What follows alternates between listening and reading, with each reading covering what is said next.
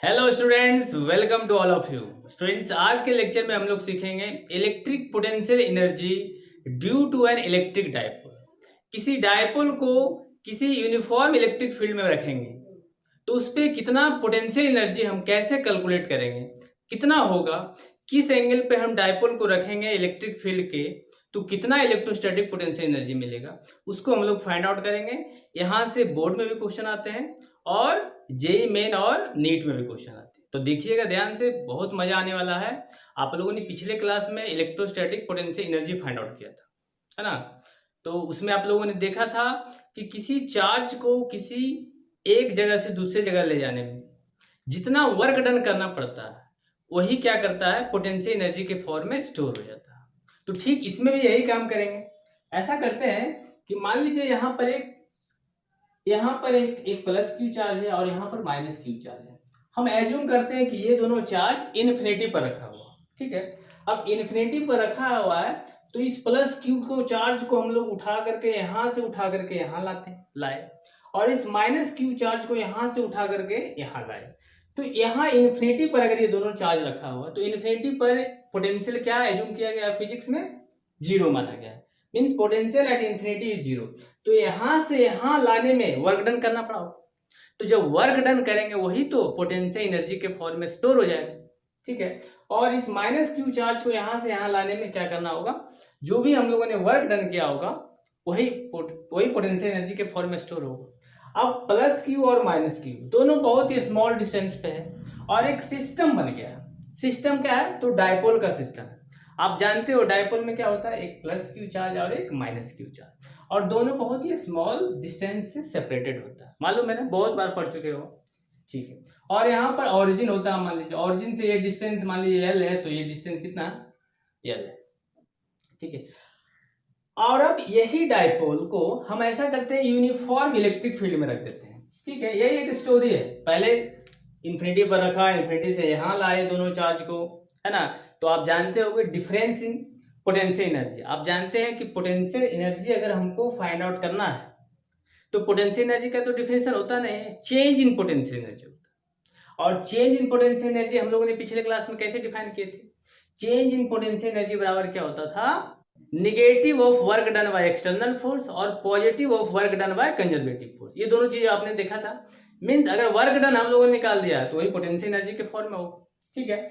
तो ऐसा करते हैं, इस डायपोल को हम लोगों ने क्या कर दिया, यूनिफॉर्म इलेक्ट्रिक फील्ड में रख दिया, ठीक है। ये यूनिफॉर्म इलेक्ट्रिक फील्ड आप जानते हैं, है ना, पैरेलल लाइन सेपरेटेड बाय, है ना, इक्वी डिस्टेंस से। देखिए ये प्लस क्यू चार्ज पे क्या करेगा, एक फोर्स लगेगा, है ना, इस प्लस क्यू चार्ज, है ना, ये फोर्स लगेगा इस पे, तो इसको क्या करेगा, ये इधर खींचेगा। आप जानते हैं प्लस क्यू पर जो फोर्स लगता है वो इलेक्ट्रिक फील्ड के डायरेक्शन में लगता है, और माइनस क्यू पे जो फोर्स लगता है वो क्या करता है, इलेक्ट्रिक फील्ड के अपोजिट डायरेक्शन में लगता है। इसका मतलब इस पे जो फोर्स लगेगा वो किधर लगेगा, इधर लगेगा, इधर लगेगा। इस पे जो फोर्स लगा इधर, और इस पे जो फोर्स लगा इधर। और फोर्स का वैल्यू कितना होता है, जो लगता है Q इंटू ई लगता है, भले एक इधर डायरेक्शन, और इस पे जो भी फोर्स लगेगा F बराबर Q इंटू ई। इसका मतलब हम कह सकते हैं दोनों कहाँ है, दोनों अपोजिट डायरेक्शन में लगता है। तो net force on A dipole in uniform electric field क्या होता है, जीरो होता है। ये आप पहले भी पढ़ चुके हैं कि किसी भी डायपोल को यूनिफॉर्म इलेक्ट्रिक फील्ड पे रखेंगे तो उस पे नेट फोर्स कितना लगेगा, जीरो रखेगा। कितना लगेगा नेट फोर्स, जीरो लगेगा। ये बोर्ड के लिए काफी इंपॉर्टेंट है कि किसी डायपोल को यूनिफॉर्म इलेक्ट्रिक फील्ड में रखेंगे तो उस पे नेट फोर्स कितना होगा, तो आपका आंसर क्या होगा, जीरो होगा। ये मैंने पहले ही बताया था, ठीक है। तो यहाँ आप लिखते हैं net force on an electric dipole in uniform electric field is कितना होता है, जीरो। जीरो क्या होगा, ऑलवेज होगा, ये हमेशा याद रखिएगा। आपने देखा क्या, अपोजिट डायरेक्शन में लगा तो नेट फोर्स कितना होगा, means net force on dipole क्या होगा, ऑलवेज जीरो होगा। Very important point. So net force क्या हुआ, जीरो हो गया। लेकिन ये दोनों फोर्स, ये फोर्स इधर लग रहा है और ये फोर्स इधर लग रहा है, ये दोनों क्या करेगा, ये दोनों फोर्स टॉर्क जनरेट करने के लिए काफी होगा। टॉर्क क्या होता है, टॉर्क होता है एक रोटेटरी मोशन होता है ना, और अगर किसी सिस्टम पर नेट फोर्स अगर जीरो है तब उसको हम लोग ट्रांसलेटरी मोशन नहीं बोलेंगे। अब इसे मान लो मैं यहाँ हूँ, है ना, मुझ में एक धक्का लगाया तो मैं इधर बढ़ने लगा, इसका मतलब क्या हुआ, हमें एक translatory motion means motion in one dimension हो।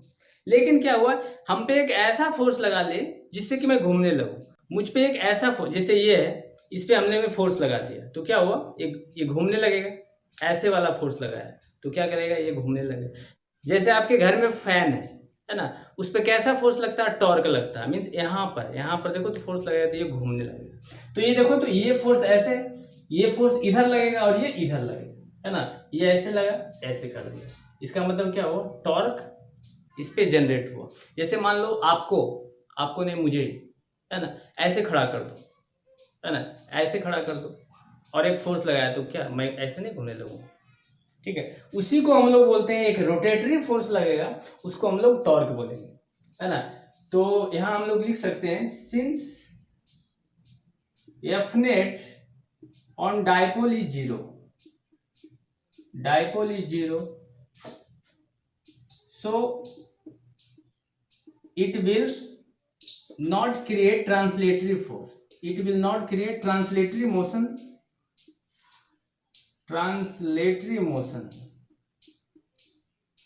but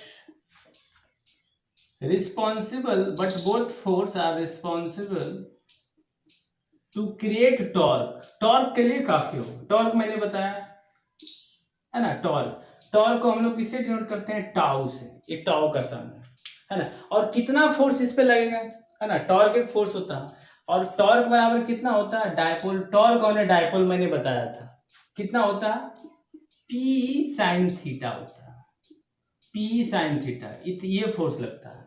मैंने बताया था, मैंने इसका डेरिवेशन भी किया था कि जब किसी डायपोल को किसी यूनिफॉर्म इलेक्ट्रिक फील्ड में रखेंगे तो कितना टॉर्क होगा, है ना, तो टॉर्क बराबर होगा पी साइन थीटा। यहाँ पी क्या है, तो पी है डाइपोल मोमेंट और ई क्या है, तो इलेक्ट्रिक फील्ड है, और यहाँ पर थीटा क्या है, थीटा है angle between electric dipole and electric field. तो क्या इतना क्लियर हो गया ना। और इसी को जब पी साइन थीटा हुआ तो साइन थीटा के लिए क्या आता है, क्रॉस प्रोडक्ट, तो टाउ बराबर एक और टॉर बराबर होता है पी क्रॉस ई, चूंकि इलेक्ट्रिक फील्ड भी वेक्टर और डाइपोल मोमेंट भी वेक्टर है तो हम लोग टाउ बराबर लिख देते हैं पी क्रॉस सी, और पी क्रॉस सी का फॉर्मूला क्या होता है, पी साइन थीटा, जैसे ए क्रॉस बी क्या होता था, ए बी साइन थीटा, ठीक है। चलिए अब हम किसी डाइपोल को किसी यूनिफॉर्म इलेक्ट्रिक फील्ड में रखते हैं तो इस पे हमको मान लीजिए इलेक्ट्रोस्टैटिक पोटेंशियल एनर्जी हमको कैलकुलेट करना है। तो कैसे कैलकुलेट करेंगे, तो इसके लिए हमें वर्क कैलकुलेट करना। आप जानते हैं पोटेंशियल एनर्जी तो डिफाइन होता नहीं, change in potential energy define होता है, ठीक है। और चेंज इन पोटेंशियल एनर्जी बराबर क्या होता है, negative of work done by external force and positive of work done by conservative force. क्या मैं मिटाऊं, चलिए इसको भी मैंने मिटा दिया था, मान लीजिए, हाँ ठीक है, ये माइनस क्यू था और ये इलेक्ट्रिक फील्ड था, ठीक है। अब मान लीजिए थीटा एंगल पे रखा हुआ, ठीक है, थीटा एंगल पे रखा हुआ है तो आपसे अगर पूछेगा कि बताइए potential energy, electrostatic potential energy due to dipole. अब मान लीजिए ये थीटा वन एंगल पे रखा हुआ, इलेक्ट्रिक फील्ड का डायरेक्शन ऐसे है और इससे मान लीजिए हम इस डाइपोल को थीटा वन एंगल पे रखते हैं तो इलेक्ट्रोस्टैटिक पोटेंशियल एनर्जी कितना होगा, due to dipole at theta one is given by electrostatic potential energy के यूज से डिनोट करते हैं एट थीटा वन बराबर क्या होगा, माइनस पीई कॉस थीटा। तो बहुत इंपॉर्टेंट पॉइंट है, यहां से बोर्ड में क्वेश्चन भी आता है, आप धीरे धीरे समझोगे कॉन्सेप्ट, है ना। वर्क डन, है ना, कैलकुलेट किया गया, इन्फिनिटी से लाया गया, है ना। तो वर्क डन ऐसे किया कि मान लीजिए ये डाइपोल ऐसे रखा हुआ था, ठीक है, इसको हम थीटा वन पे रखेंगे तो इलेक्ट्रोस्टैटिक पोटेंशियल एनर्जी क्या हो गया, माइनस पी कॉस थीटा होगा। अब मान लो हम ऐसा करते हैं, इस डायपोल को हम उठा करके, ठीक है, हम ऐसे कर देते हैं, है ना। मान लीजिए यहाँ थीटा ओवर ये यहाँ पर हम रखते हैं, यहाँ पर प्लस क्यू है और यहाँ पर माइनस क्यू। मीन्स डायपोल को हम क्या करते हैं, इस बार इलेक्ट्रिक फील्ड का डायरेक्शन ऐसे है और डायपोल को इस बार हम ऐसे रखते हैं, ठीक है। मान लीजिए यहाँ से ये थीटा 2 एंगल पर है, ये थीटा 2 एंगल पे है। तो आपसे हम पूछेंगे कि बताइए थीटा 2 एंगल पर इलेक्ट्रोस्टैटिक पोटेंशियल एनर्जी कितना होगा। तो आप बोलोगे electrostatic potential energy at theta 2 बराबर क्या होगा, minus PE cos theta 2। At theta 1 क्या होगा, माइनस पीई कॉस थीटा 1 होगा। यही हुआ इलेक्ट्रोस्टैटिक पोटेंशियल एनर्जी, ठीक है। ये इसलिए किया गया कि मान लीजिए हम पहले ऐसे रखा हुआ था, अब इस डायपोल को मान लीजिए हम थीटा 1 एंगल पर रखते हैं, थीटा 2 एंगल पर रखते हैं, तो इधर घुमाने में हमको क्या करना पड़ा, वर्क डन करना पड़ा। तो वही वर्क डन क्या होता है, वर्क डन होता है पोटेंशियल एनर्जी के फॉर्म में स्टोर हो जाता है। और पोटेंशियल एनर्जी का वैल्यू कितना होगा, तो थीटा 1 पे रखेंगे तो माइनस पी कॉस थीटा 1 और थीटा 2 पे रखेंगे तो minus P cos theta. Theta 2 कहने का मतलब है, मान लीजिए इस डायपोल को इलेक्ट्रिक फील्ड से हम 60 डिग्री एंगल पे रखेंगे, है ना, मान लीजिए 60 डिग्री पे रखेंगे, तो electrostatic potential energy eight 60 degree बराबर क्या होगा, माइनस पीई कॉस 60 डिग्री होगा। मान लीजिए मैंने कहा 30 डिग्री पर कितना वैल्यू होगा, इलेक्ट्रोस्टैटिक पोटेंशियल एनर्जी कितना होगा, तो माइनस पीई कॉस 30 डिग्री होगा, है ना।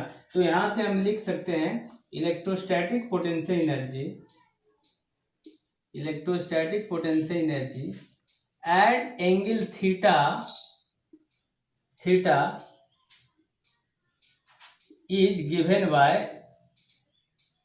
बाय क्या होगा, electrostatic potential energy theta angle पर होगा minus P cos theta. Generalize form है, ठीक है ना, मैंने जनरल फॉर्म कॉस थीटा हो गया। अच्छा ठीक है, जब यू थीटा बराबर क्या हो गया, minus P cos theta. Cos theta के लिए हम एक और चीज लिख सकते हैं, यू एट थीटा बराबर हम लिख सकते हैं माइनस पी डॉट ई।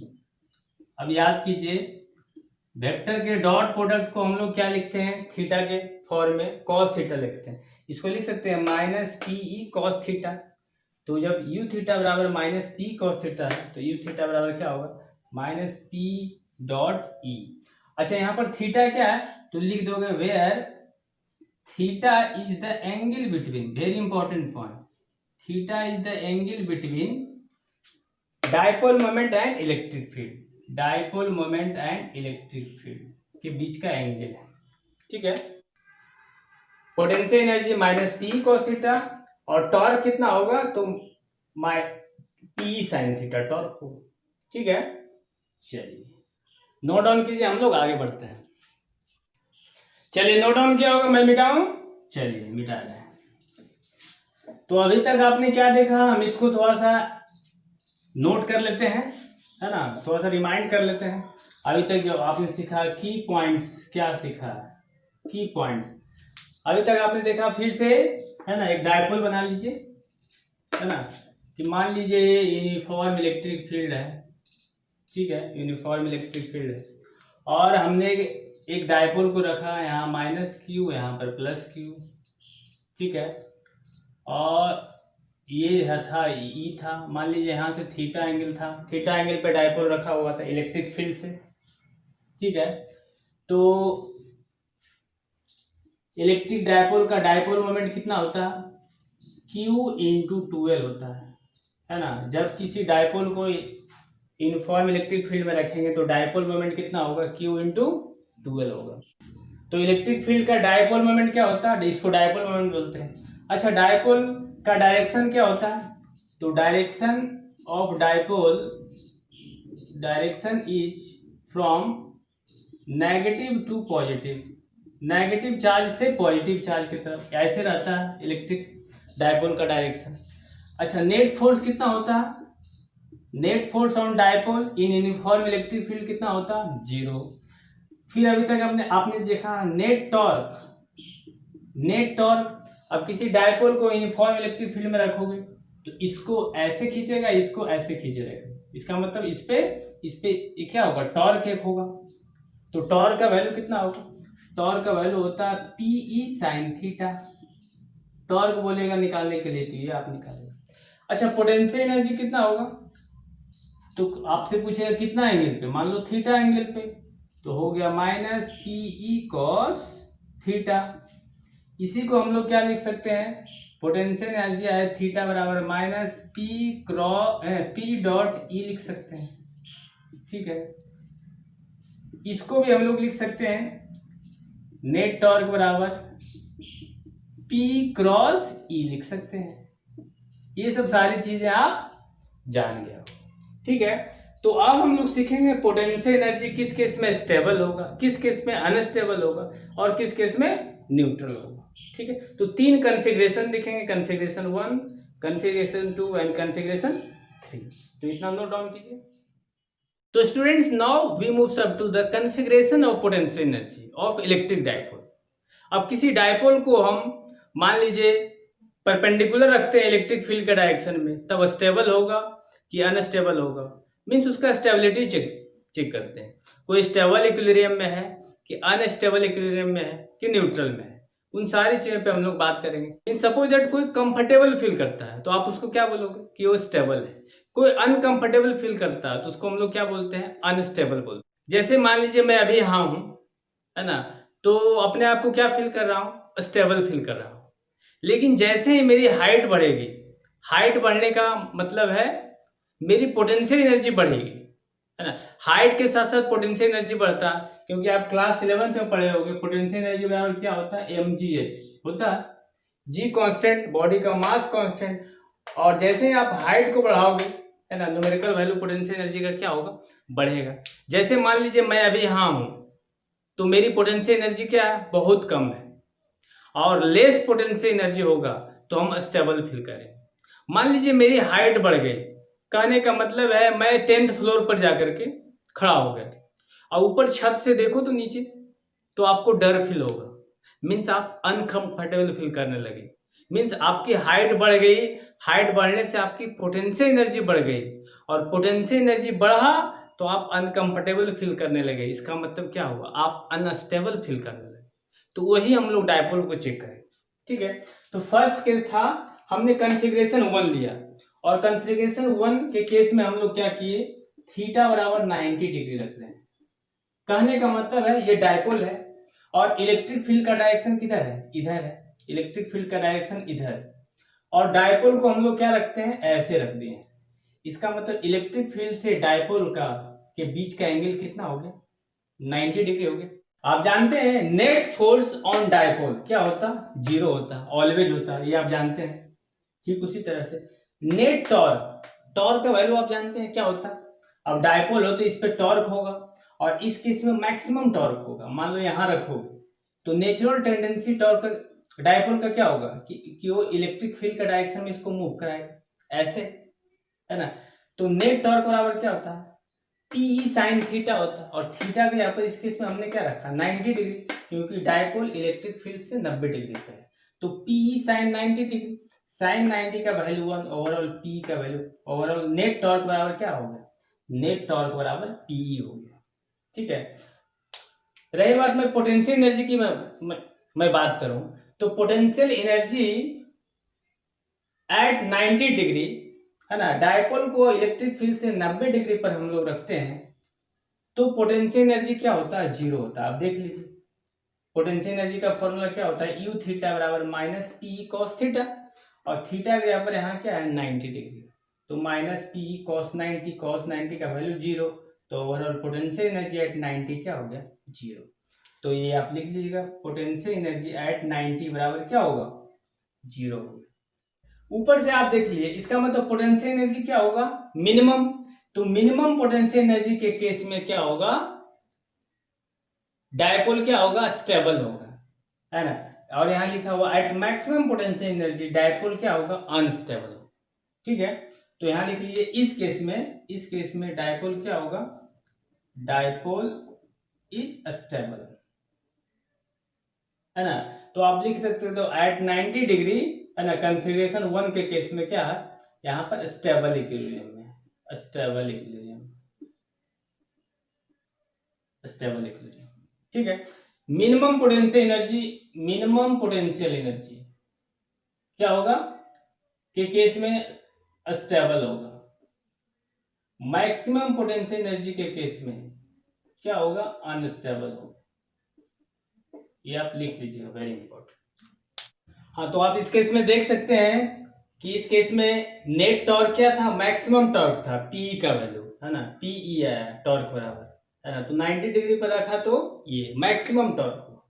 अच्छा, टॉर्क तो मैक्सिमम हुआ, टॉर्क एक तरह का फोर्स है, इसका मतलब नेट फोर्स पी आया इस केस में, लेकिन पोटेंशियल एनर्जी का वैल्यू क्या हो गया, 0। तो maximum torque minimum potential, maximum torque है ना, नेट टॉर्क क्या था, पी, और पी का जो वैल्यू आया क्या था, मैक्सिमम था। Maximum torque minimum potential energy, और मिनिमम पोटेंशियल एनर्जी बॉडी क्या होगा, body will be stable, means dipole होगा स्टेबल, है ना। तो 3 चीजें बस समझना।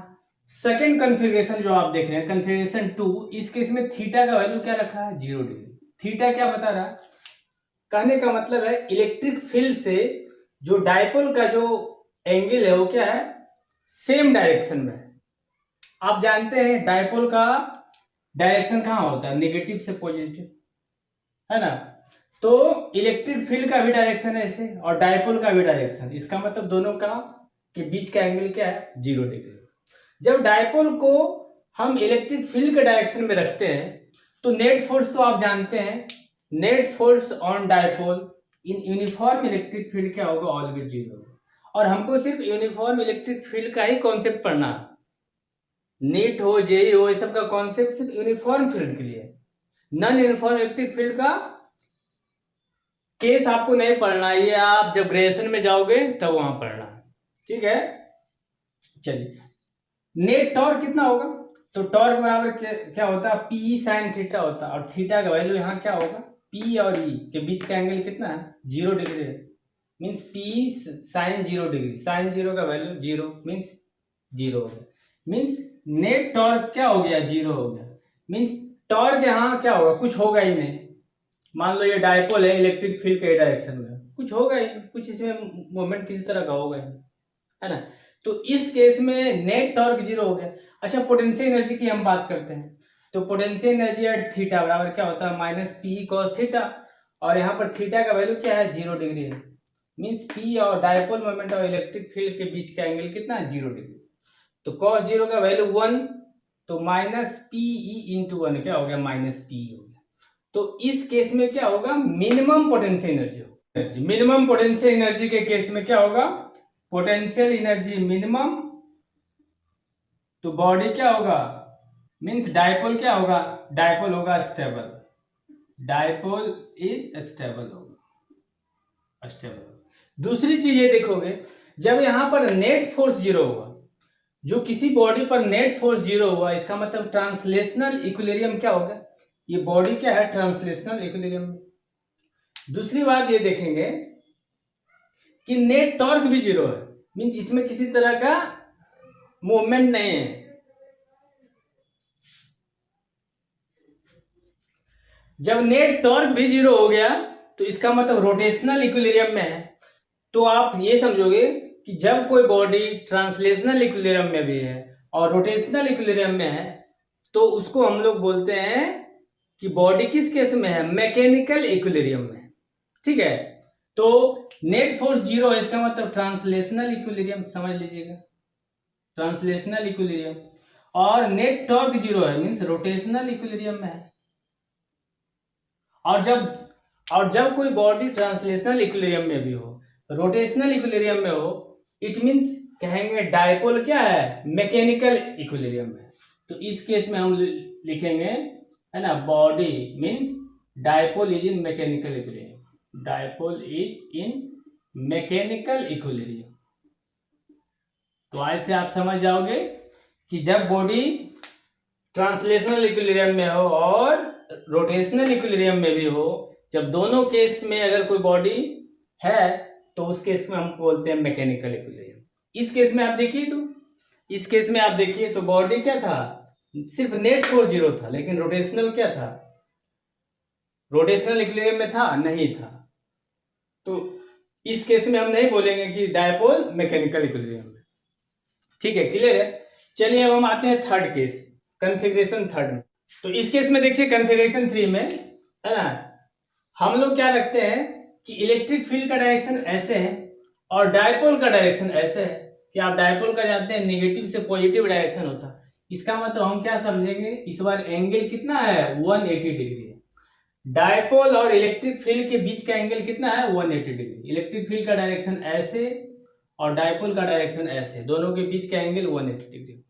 तो थीटा पता है, तो आपसे पूछेगा बताइए नेट फोर्स ऑन डायपोल, तो आप जानते हो नेट फोर्स ऑन डायपोल क्या होगा, ऑलवेज 0 होगा। दूसरी बात आपसे पूछेगा टॉर्क कितना होगा, तो टॉर्क होगा क्या, तो आप देख लेते हैं टॉर्क का वैल्यू क्या होता है, फॉर्मूला टी साइन थीटा, और थीटा का वैल्यू इस बार यहाँ पर क्या है 180 डिग्री, तो पी साइन 180 डिग्री, और साइन 180 का वैल्यू कितना होता है 0, मीन्स ओवरऑल बना दिया 0। इसका मतलब इस बार नेट टॉर्क क्या हो गया, 0 हो गया। जब नेट टॉर्क 0 हो गया इसका मतलब आप क्या समझोगे, ये बॉडी क्या है, रोटेशनल इक्विलिब्रियम में है ना। जब बॉडी रोटेशनल इक्विलिब्रियम में हो और ट्रांसलेशनल इक्विलिब्रियम में हो तो हम लोग बॉडी को क्या बोलेंगे, मैकेनिकल इक्विलिब्रियम में। क्लियर है। तीसरी बात हम लोग क्या पोटेंशियल एनर्जी देखते हैं, तो potential energy at angle 180 degree, 180 degree में देखते हैं, तो वैल्यू कितना होता है minus P cos theta, theta का वैल्यू 180 रखेंगे, तो कॉस 180 का वैल्यू होता है -1 इंटू माइनस पी, इसको बना देगा कितना, प्लस पी बना दिया। इसका मतलब पोटेंशियल एनर्जी एट 180 डिग्री बराबर कितना हो गया, प्लस पी हो गया, है ना। तो आप देख रहे हो पोटेंशियल एनर्जी होगा मैक्सिमम पोटेंशियल एनर्जी, तो क्या होगा, बॉडी क्या होगा, अनस्टेबल होगा। इस केस में मैक्सिमम पोटेंशियल एनर्जी के केस में बॉडी अनस्टेबल होगा। थोड़ा सा आप ऐसे दे दोगे, थोड़ा सा आप ऐसे कर दोगे, बॉडी घूम करके ऐसे आ जाएगा, ठीक है। थोड़ा सा इसको हम एनर्जी देंगे तो maximum potential energy body unstable पे, है ना। मिनिमम पोटेंशियल एनर्जी आप देख लीजिए, मिनिमम पोटेंशियल एनर्जी बॉडी क्या है, डायपोल क्या स्टेबल है, इस केस में डायपोल स्टेबल है, 0 डिग्री पर डायपोल स्टेबल, 180 डिग्री पर डायपोल अनस्टेबल, और 90 डिग्री पर आपने क्या देखा कि मैक्सिमम टॉर्क होगा और पोटेंशियल एनर्जी क्या हो गया, 0 होगा। तो आगे बढ़े, अब हम लोग बात करेंगे वर्क डन, है ना, work done by N electric dipole in uniform electric field. तो मैं मिटाऊं, चलिए। सो स्टूडेंट हम लोग बात करेंगे work done in rotating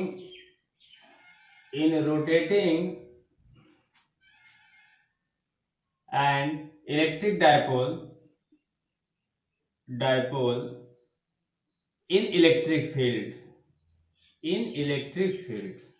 very important concept है, यहां से उभर करके आएगा, यहां से आपको क्वेश्चंस भी मिलेंगे, है ना, बोर्ड में भी एज वेल एज जेई में भी। बोर्ड में छोटे छोटे क्वेश्चंस आएंगे, है ना, electrostatic potential energy find out करने के लिए, तो आपको मिलेंगे। तो देखिए जैसे यूनिफॉर्म इलेक्ट्रिक फील्ड है, इक्विस्पेस पैरेलल लाइंस, ठीक, और मान लीजिए डायपोल को ऐसे रखा हुआ है, ठीक है, यहाँ -q यहाँ +q, चलिए डायपोल यहाँ रखा हुआ और इनिशियल में मान लीजिए ये θ1 एंगल पे। नेचुरल टेंडेंसी क्या होता है डायपोल का कि इलेक्ट्रिक फील्ड का डायरेक्शन इधर है, तो ये क्या करेगा, डायपोल को अपने डायरेक्शन में लाएगा, ठीक है, नेचुरल टेंडेंसी है ये।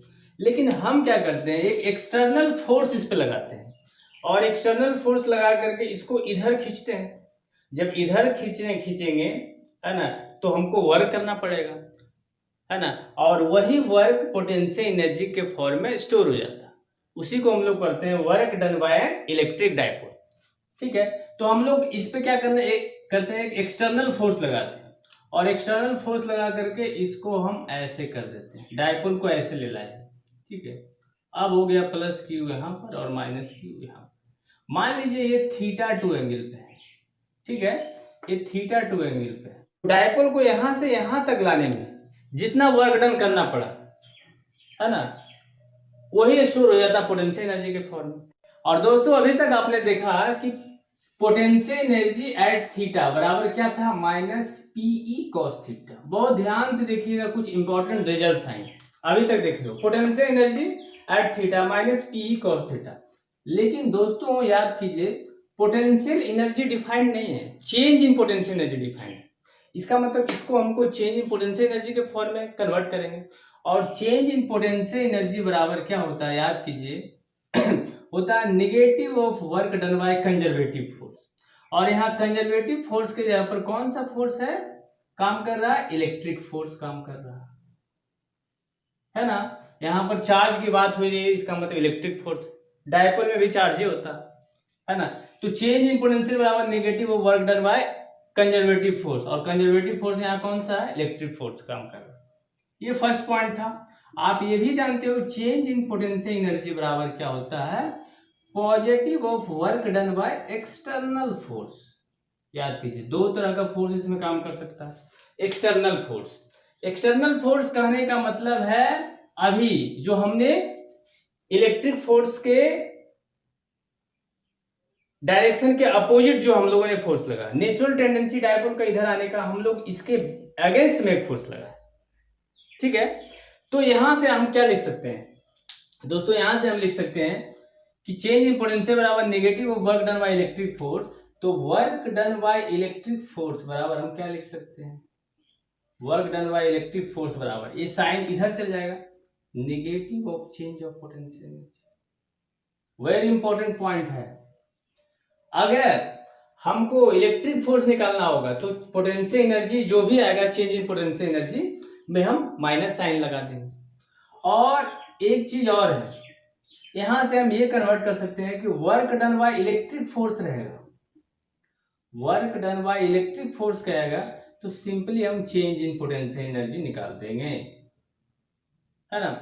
और देखिए पोटेंशियल एनर्जी एट थीटा है माइनस पी कॉस थीटा, ये है ना। तो चेंज इन पोटेंशियल एनर्जी क्या होगा, तो चेंज इन पोटेंशियल एनर्जी मान ली थीटा 1 पे पोटेंशियल एनर्जी अलग होगा, थीटा 2 पे अलग होगा।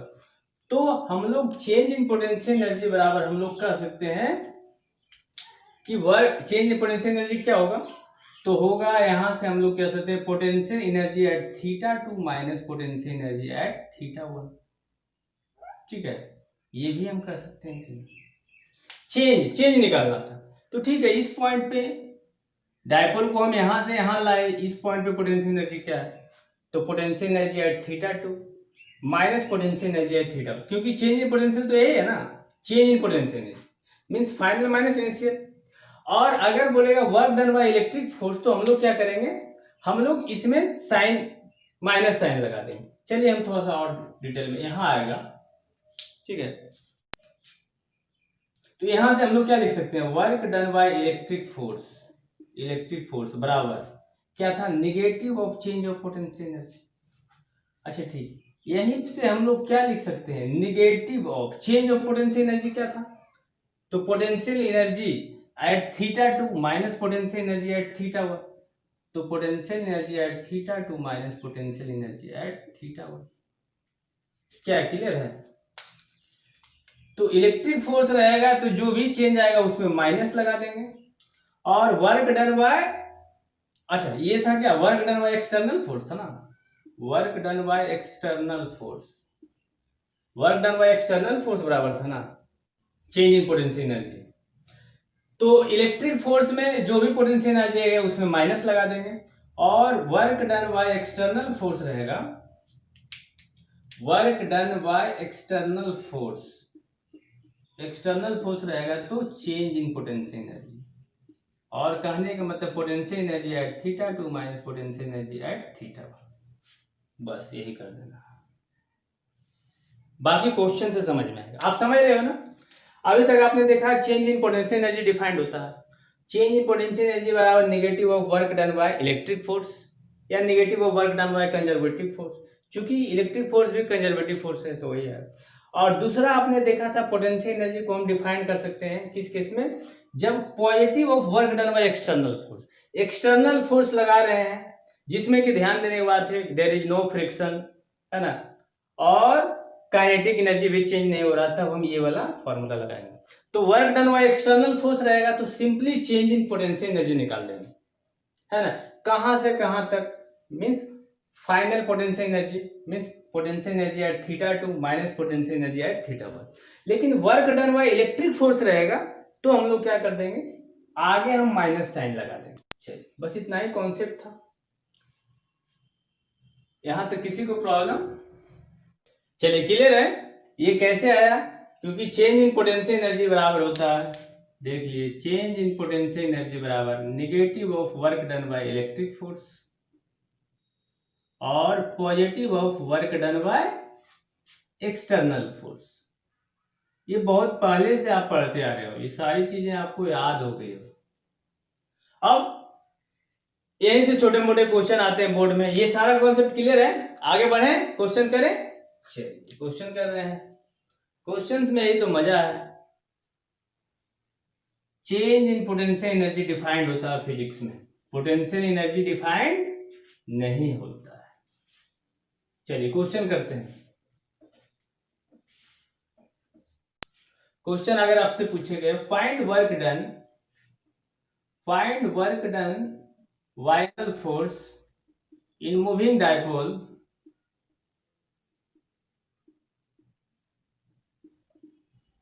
From 0 degree to 120 degree. मान लीजिए डायपोल पहले ऐसे था, अब डायपोल को घुमा करके 120 डिग्री पे ले लाया है ना। पहले ऐसे था बेचारा, इसको हम उल्टा घुमा दिए, इसका मतलब हम वर्क डन करना पड़ा। और वर्क डन कौन करता है, तो एक्सटर्नल फोर्स। तो एग्जाम में आप ध्यान दीजिएगा कि work done by external force कर रहा है कि work done by electric force बोल रहा है, ठीक है। तो वीडियो को पॉज कीजिए और बनाने का प्रयास कीजिए। चलिए कुछ है ही नहीं, देखिए स्टार्टिंग में क्या कर रहा है, मान लीजिए इलेक्ट्रिक फोर्स है, डायपोल ऐसे, डायपोल स्टार्टिंग में ऐसे रखा हुआ है, डायपोल का पोजीशन ऐसे था, डायपोल ऐसे रखा हुआ, लेकिन इसको अब घुमा करके हम ऐसे कर दिए। ये डायपोल था, इसको घुमा दिए हम, घुमा करके ऐसे कर दिए, यहाँ प्लस क्यू और यहाँ माइनस क्यू। इसका मतलब 120 डिग्री से हम लोगों ने घुमाया। तो ठीक है, work done by external force बराबर, अभी हम लोगों ने जस्ट का potential energy at θ2 minus potential energy at θ1, यही कहा था work done by electric force. तो हम क्या कर देंगे, ये निकाल के आगे माइनस साइन लगा देंगे, क्लियर। चलिए जब ये हो गया तो work done by potential energy at θ2 निकालना। तो पोटेंशियल एनर्जी एट θ2 का फॉर्मूला क्या बोले थे, क्या होता है, माइनस पीई कॉस θ2। अच्छा θ2 का वैल्यू दिया हुआ, मींस फाइनल एंगल कहाँ दिया हुआ, इलेक्ट्रिक फोर्स और डायपोल फाइनल एंगल कितना बना रहा है, 120 डिग्री। तो θ2 के जगह पर 120 हम लिख दें, कोई दिक्कत। माइनस पोटेंशियल एनर्जी है θ1 का फॉर्मूला क्या होता, माइनस पीई कॉस θ1। और कॉस θ1 मींस बिगिनिंग में कहाँ था, तो 0 डिग्री पे था, तो 0 डिग्री पर बस सोल्व कर दीजिए, कुछ है ही नहीं, साइन बस ध्यान दोगे। यहाँ हो गया माइनस पी कॉस 120 डिग्री का वैल्यू होता है -1/2। क्या पता है सर, नहीं पता है, नहीं पता है तो क्या कर सकते हो, cos 0 का वैल्यू 1, तो ये हो गया।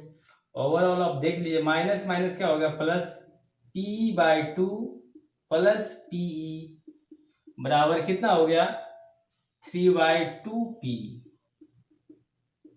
इसी में कभी डायपोल का वैल्यू दिया हुआ रहेगा, है ना, इलेक्ट्रिक फील्ड का वैल्यू दिया हुआ रहेगा, टॉर्क पूछ देगा, तो टॉर्क बराबर क्या बोले थे, दो चीज पॉइंट इसमें ध्यान रखना है कि टॉर्क का फॉर्मूला क्या बोले थे, पीई साइन थीटा बोले थे।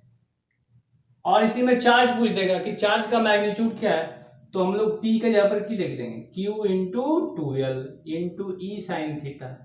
टॉर्क का वैल्यू दिया हुआ रहेगा, है ना, बस यहाँ से Q निकाल लीजिएगा। डायपोल का लेंथ दिया हुआ रहेगा, E का वैल्यू दिया हुआ रहेगा, और डायपोल और इलेक्ट्रिक फील्ड का एंगल दिया हुआ रहेगा, आप निकाल लोगे। इस पे भी हम लोग क्वेश्चन करेंगे, पहले इधर कॉन्सेप्ट क्लियर कर लेते हैं। क्या क्लियर है यहाँ तक, किसी को प्रॉब्लम? बहुत गर्मी है यार, क्या कर सकते हो, गर्मी के बाद ही तो सर्दी में मजा आता है। क्या क्लियर है? मैं मिटा हूं, इंजॉय करें लाइफ में, मस्ती करें, ज्यादा मस्ती नहीं करें, क्योंकि एग्जाम भी है। एग्जाम सर छोड़िए ना, एग्जाम तो पूरी जिंदगी में पढ़ा हुआ है, बिल्कुल पढ़ा हुआ है। एग्जाम में ही तो लाइफ है। चलिए अगर सेम क्वेश्चन, अगर हम नेक्स्ट क्वेश्चन कहें, find work done by external force in moving dipole from 0 degree to 30 degree. इस बार क्या किया, 30 डिग्री 0 डिग्री टू 30 डिग्री कर दिया, ठीक है। तो आप बनाइए तो कैसे होगा, क्या होगा। तो फिगर बनाने की कोई जरूरत नहीं, डायपोल पहले क्या था, ऐसे था, इसको 30 डिग्री पे ले लाया।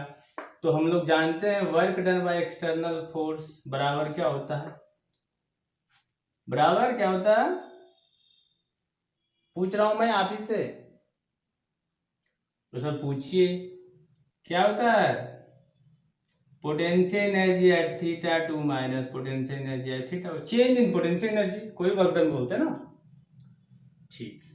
पोटेंशियल एनर्जी एट थीटा 2 हम लोग जानते हैं, पोटेंशियल एनर्जी एट थीटा का फॉर्मूला होता है माइनस पी कॉस थीटा, और थीटा यहाँ पर थीटा 2 है, तो फाइनल थीटा कितना है 30 डिग्री पे, ठीक है। माइनस पोटेंशियल एनर्जी है थीटा 2, बिगनिंग में क्या है 0 डिग्री, तो minus PE cos 0 degree. Sir आपने क्या कर दिया, बिल्कुल वही किया जो होना चाहिए, माइनस पी कॉस 30 डिग्री का वैल्यू कितना नहीं मालूम मुझे, साइन 60 का तो मालूम है √3/2। आपने कहा, मैंने लिख दिया, और पी कॉस 0 डिग्री का वैल्यू तो 1 पीई। तो ओवरऑल क्या हो गया, देखिए पी क्या है, कॉमन ले लिए, ठीक है, और इधर क्या बचा माइनस √3/2, इधर क्या बचा +1, बस। This is the final work done by an external force, यही हो गया आंसर, यही हो गया। चलिए नोट डाउन कीजिए, कुछ और क्वेश्चन हम लोग करते हैं। मैं मिटाऊं, लेक्चर मिटा दिए, बहुत मिटाने में लगे हुए रहते, मजा आ रहा होगा।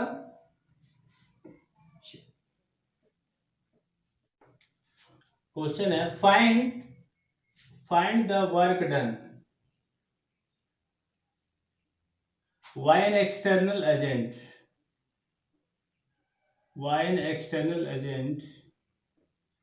in moving the dipole from 0 degree to 180 degree, 0 degree से 180 डिग्री मूव करने में डायपोल में कितना वर्क डन करना पड़ा। जैसे कहने का मतलब है, मान लीजिए ये इलेक्ट्रिक फोर्स था, ये ऐसे था, इनिशियल जो था मान लीजिए ऐसे था, डायपोल यहाँ निगेटिव और यहाँ प्लस की, इनिशियल यही फेज में था, मीन्स 0 डिग्री में। अभी देखा 0 डिग्री किस केस में, इलेक्ट्रिक फील्ड और डायपोल का डायरेक्शन सेम था, इस केस में 0 डिग्री पे था। अब क्या किया, इस डायपोल को ऐसे घुमा करके हम लोगों ने ऐसे घुमा करके उल्टा कर दिया, मीन्स अब मैंने इसको घुमा करके ऐसे बना दिया, है ना, +q आ गया यहाँ पर और -q आ गया यहाँ, इसका मतलब घुमा दिया हमने उल्टा। तो इसको घुमाने में कितना वर्क डन करना पड़ा, है ना, तो सॉल्यूशन में लिखिए वर्क डन कितना पड़ा। तो आप जानते हैं work done by an external agent बराबर कितना होता था, चेंज इन पोटेंशियल एनर्जी, अभी जस्ट मैंने निकाला था। तो चेंज इन पोटेंशियल एनर्जी हम लोग क्या निकाले थे, potential energy at theta 2 minus potential energy at theta 1, है ना। तो पोटेंशियल एनर्जी पहले किस केस में था, बाद में कितना हो गया, तो थीटा 2 बाद में हो गया 180 डिग्री पर, तो पोटेंशियल एनर्जी एट थीटा 2 कितना 180 डिग्री पर है, तो इसका वैल्यू क्या होता है -PE cos 180 डिग्री, है ना। और minus potential energy at theta 1 क्या था, पोटेंशियल एनर्जी एट थीटा 1, तो थीटा 1 पहले क्या था 0 डिग्री पे था, तो थीटा 1 का फॉर्मूला क्या होगा -PE cos 0 डिग्री।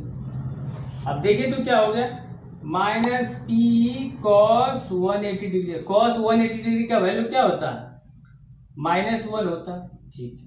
और ये क्या हो गया minus minus plus plus PE. Cos 0 degree का वैल्यू कितना हो गया 1। तो ओवरऑल देखिए तो ये हो गया प्लस पी बराबर कितना हो गया 2p। यही आंसर हो गया।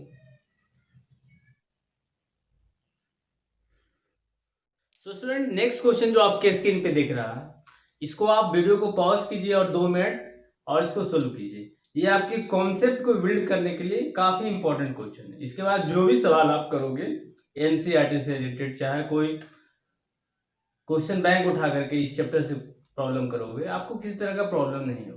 तो सबसे पहले देखिए एक कॉन्सेप्ट बेस्ड प्रॉब्लम है। N electric dipole of length 2 centimetre, means dipole का लेंथ कितना है तो 2 सेंटीमीटर है, मीन्स लेंथ बोल सकते हो 2 सेंटीमीटर। अच्छा इसको मीटर में बदल दें तो कितना होगा 2 × 10⁻⁻² मीटर। जो गिवन है बस लिखेंगे।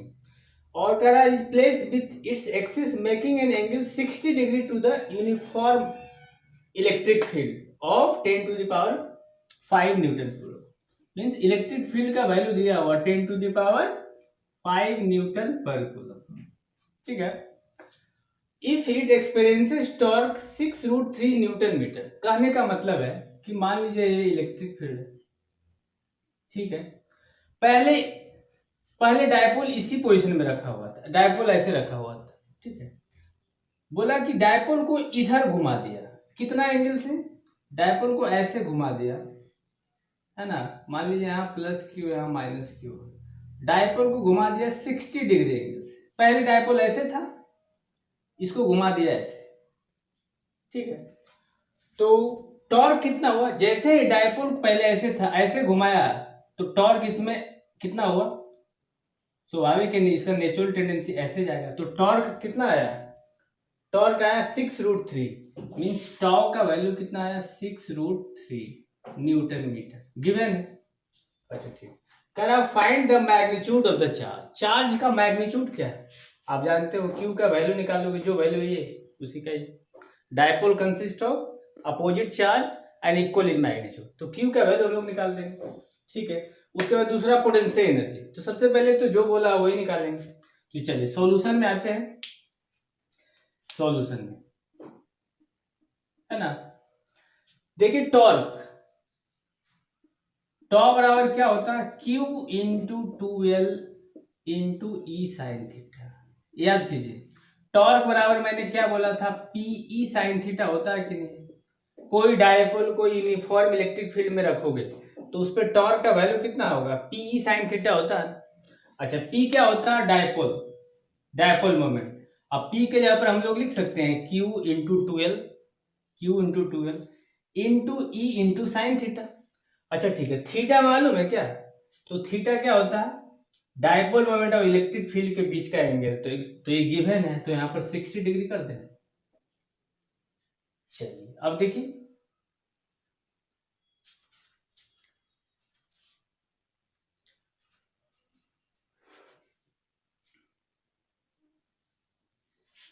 सिक्सटी डिग्री कर दिए। चलिए अब गिवन क्या है, टॉर्क का वैल्यू दिया होगा कितना 6√3। अच्छा क्यू यही तो फाइंड आउट करना है, क्यू को छोड़ देते हैं 2। एल का वैल्यू, डायपोल का लेंथ कितना है तो 2 × 10⁻² मीटर। सेंटीमीटर में दिया था, हमने इसको मीटर में बदल दिया 2 × 10⁻²। अच्छा ई का वैल्यू दिया होगा कितना, ई का वैल्यू 10⁵ और साइन 60 का वैल्यू तो क्या होता है √3/2 मालूम है ना। चलिए 2 से 2 कैंसिल हो गया, ठीक है। अब क्या बचा देख लीजिए, √3 से √3 यहाँ कैंसिल हो गया, ठीक है। अब क्या बचा, इधर बचा 6, इधर बचा Q × 2 है ना, इधर बचा 2 अच्छा यहाँ बेस सेम है तो पावर जुड़ जाएगा, तो 2 × 10⁻3 2 × 10⁻3 यही बचा ना, -2 + 5 3। अच्छा 2 से यहाँ 3 कैंसिल हो गया, तो Q बराबर कितना आ गया देख लीजिए, Q बराबर आ गया 3/100 3/10⁻3। इसको हम लिख सकते हैं 3 × 10⁻³ कूलम। यही बस ये वैल्यू है। मीन्स यही हो गया, आंसर हो गया, क्यू का वैल्यू ये हो गया। क्या क्लियर है? टॉर्क बराबर होता है पी साइन थीटा, और पी बराबर क्या होता है क्यू इंटू 2l। ई का वैल्यू दिया हुआ, क्यू का वैल्यू फाइंड आउट करना, डायपोल का लेंथ दिया हुआ, एंगल दिया हुआ, बस निकाल दिया क्यू का वैल्यू 3 इंटू 10⁻³ कूलम। दूसरा क्या कह रहा है, पोटेंशियल एनर्जी बोल रहा है, तो ठीक है, पोटेंशियल सेकंड का आते हैं सॉल्यूशन, देख लीजिए यहाँ पे। तो पोटेंशियल एनर्जी है ना, थीटा मालूम है, यू एट थीटा डायरेक्ट हम कर दीजिए, क्या वैल्यू होता है माइनस पीई कॉस थीटा, क्योंकि इनिशियल पोजीशन से आया, इनिशियल पोजीशन तो ओवरऑल 0, तो डायरेक्ट ये कर दिया माइनस पी कॉस थीटा, है ना। चलिए माइनस, अच्छा पी के जगह पर क्या लिखना होगा, क्यू इंटू 2l, क्यू का वैल्यू जस्ट अभी आ गया है 3 इंटू 10⁻³ आया ना। अच्छा ई का वैल्यू दिया हुआ 10⁻5, ठीक है। कॉस थीटा, तो थीटा मालूम है कॉस 60 ना। चलिए अगला कर दिए, आइए यहाँ पे -3 और 10 पे पावर क्या हो जाएगा, ये मिला करके 10⁻²। कॉस 60 का वैल्यू कितना, तो कॉस 60 का वैल्यू वही होता है जो साइन 30 का होता है, ठीक है। बस निकाल दीजिए यहाँ पर, देखिए तो क्या -3/2 हो जाएगा -1.5 इंटू 10⁻², है ना। यही हो गया पोटेंशियल एनर्जी, यही आंसर हो गया, ठीक है। तो ये आपने कॉन्सेप्ट समझ लिया, है ना, कि इनिशियल पोजीशन यहां से यहां लाना था, बस potential minus P cos theta, बस वैल्यू पुट कर दी। क्या क्लियर है? चलिए नोट डाउन कीजिए, कुछ और क्वेश्चन कर लेते हैं। क्लियर है? बिठाऊं? चलिए बिठा रहा हूं, ठीक है। अब कुछ, ठीक है, अब देखिए अब क्वेश्चन है, मान लीजिए मैं कहूं, ठीक है, इसको नोट डाउन कर लिया होगा, तो मैं मिटा दे रहा हूं पूरा। ये लास्ट क्वेश्चन है, इसके बाद आप लोग की छुट्टी हो जाएगी, आप लोग नाचोगे गाओगे जश्न मनाओगे, ठीक है, तो इसे डांस भी करेंगे, ठीक है, डांस भी कीजिए। जैसे मैं कहूं कि मान लीजिए ये यूनिफॉर्म इलेक्ट्रिक फील्ड है, बड़ा सा फील्ड बना है, और मान लीजिए ऐसे डायपोल रखा हुआ, ठीक है, इनिशियल जो डायपोल था 30 डिग्री पर था, ठीक है। अब क्या किया गया, इस डायपोल को, इनिशियल पोजीशन ये है, ठीक है, इनिशियल पोजीशन ये है, और कह रहा है कि find the work done, find work done by an external agent, work done by an external agent in moving the dipole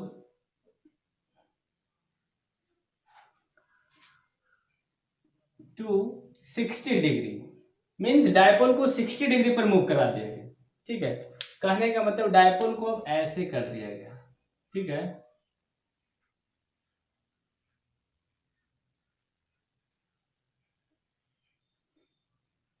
तो ये कर दिया गया डायपोल को 60 डिग्री एंगल, और एंगल तो आप जानते हैं कहाँ से हम लोग मेजर करते हैं, तो इलेक्ट्रिक फील्ड को ही एक्सिस मानते हैं। तो वर्क डन निकालिए, क्या प्रॉब्लम है, कर लोगे ना। Work done by an external agent, तो work done by an external agent वही तो करेगा जो कि चेंज इन पोटेंशियल एनर्जी हो, चेंज इन पोटेंशियल एनर्जी बराबर कितना होता है, पोटेंशियल है θ2 माइनस पोटेंशियल एनर्जी है θ1, बेस्ट मेथड, कुछ करना ही नहीं। अब पोटेंशियल है θ2, फाइनल 60 डिग्री पे है, तो इसका फॉर्मूला क्या होता है माइनस पीई कॉस 60 डिग्री, ठीक। और ये क्या हो गया, तो माइनस, और पोटेंशियल एनर्जी θ1 का फॉर्मूला क्या होता है, तो ये होता है minus PE cos 30 degree, initial तो यही था, बस आ जाइए माइनस पीई कॉस 60 का वैल्यू कितना, तो √3/2, कॉस 60 का वैल्यू तो 1/2 ना, को क्या सर कंफ्यूज कर देते हैं, ठीक। यहाँ क्या होगा पी, और cos 30 का वैल्यू तो √3/2, ठीक है, √3/2, तो आ जाइए हो गया माइनस पीई/2, और ये हो गया P√3/2, √3/2, बस एलसीएम ले लीजिए और बना लीजिए। ओवरऑल पी हो जाएगा क्या, तो यहां से आप क्या लोगे, P/2 क्या हो गया, आपने एलसीएम ले लिया, इधर इधर क्या बचा -1 और इधर क्या बचा √3 बचा। ठीक है, this is the final work done. Electrostatic potential energy का कॉन्सेप्ट नेक्स्ट क्लास का में हम लोग मिलेंगे, उसमें कैपेसिटर पे बात करेंगे, वो प्रॉब्ली लास्ट क्लास होगा, काफ़ी इंपॉर्टेंट क्लास होगा, फिर हम लोग इलेक्ट्रिक करंट पे बढ़ेंगे। ठीक है, थैंक यू।